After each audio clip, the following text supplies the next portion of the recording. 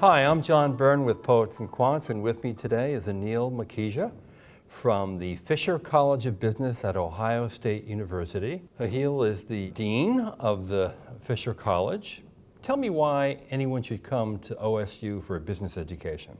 Thank you, John.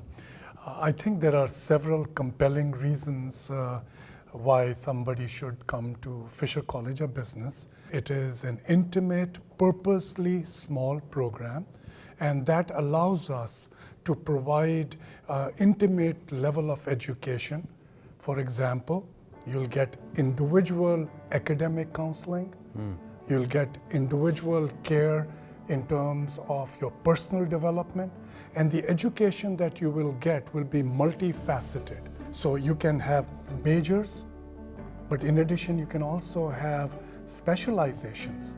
So for example, you can learn about finance, marketing, operations, whatever discipline you are interested in. Right. But you can also study health science, financial services, so forth in terms of specializations as well. But beyond that, you are also at Ohio State. You get the team of champions, the Buckeyes, okay?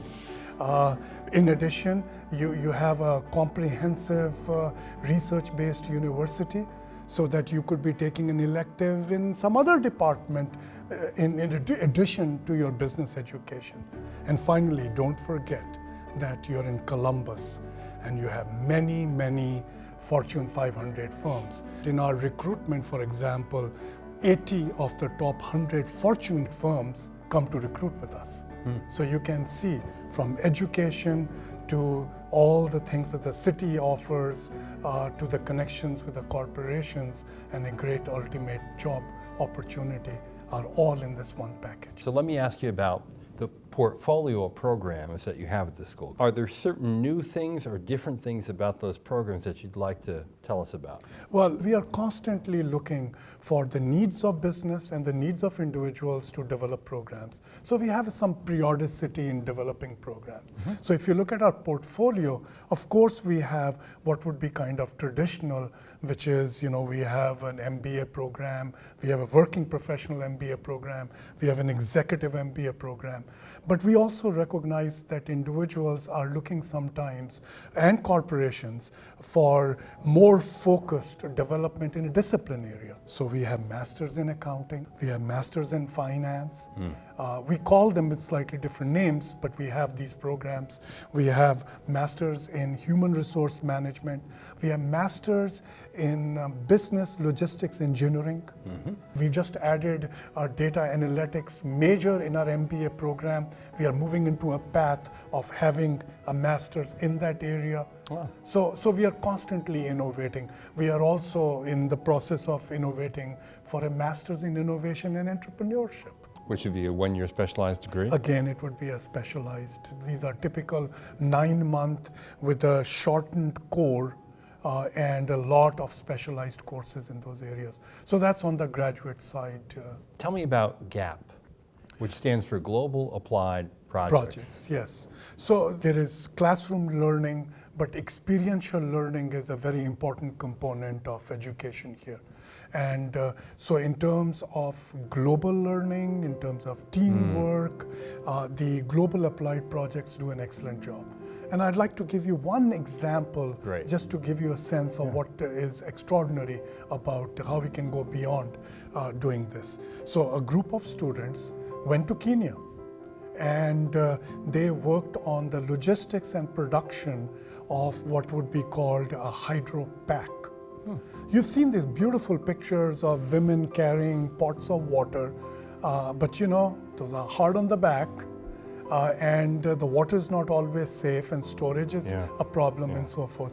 So Greif, a local corporation, produced a hydro pack, and so the students went to Kenya to study how this could be rolled out as a product that would work. They actually put it on, walked the miles, and then did a study about the local production, distribution, etc.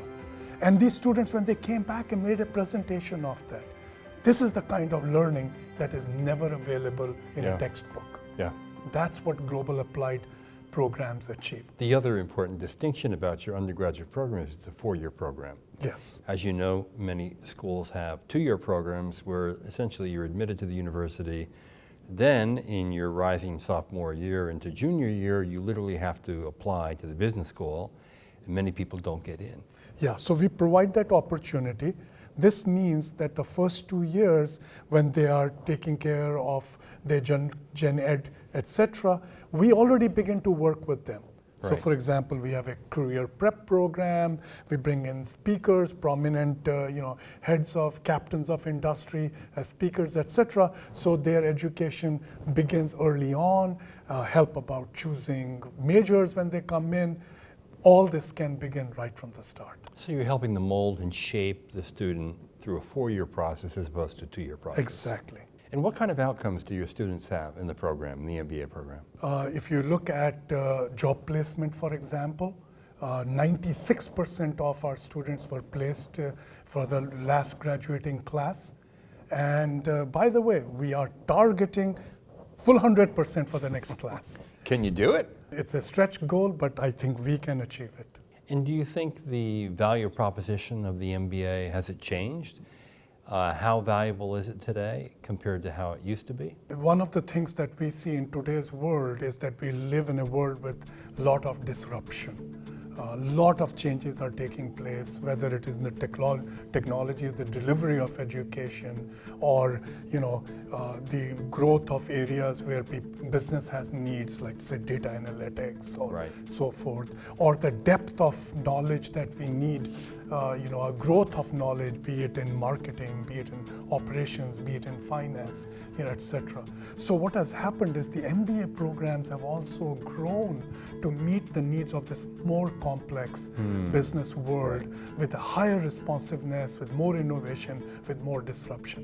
So in name, it is still the MBA program, but what it delivers has altered. A good example, data analytics. Yeah. The fact that you're bringing this in as now an MBA major and will likely do a specialized master's in it is an indication of meeting the needs of your clients, the companies in your community.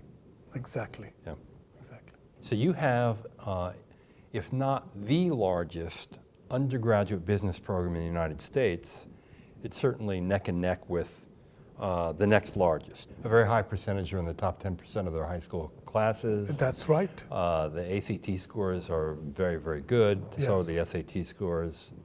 And it's quite selective to come into the business program as a freshman. Exactly. And that itself creates, to begin with, an environment of intellectually stimulating colleagues. Yep. But in addition to that, we recognize that every student deserves individual attention. And therefore, we have created a number of, shall I say, high impact programs within the larger program. And you have, I know, over 500,000 OSU alums. And the Fisher College of Business alumni base is very large as well, in part because of the very large undergraduate program you have.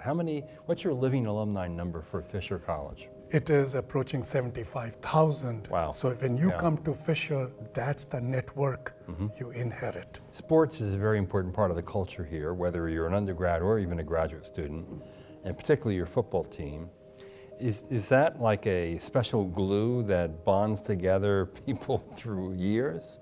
Well, let me point out also that behind that, with that rather, is also strong academics. So I'd like to think of this as a complete package. Now, if you were recruiting me and you knew I was a big football fan, would you promise me tickets on the 50-yard line? Well, you're asking for too much now. But you certainly, as a student, have football tickets rights. There you go. Well, this is John Byrne with Anil from the Fisher College of Business. Thanks for watching.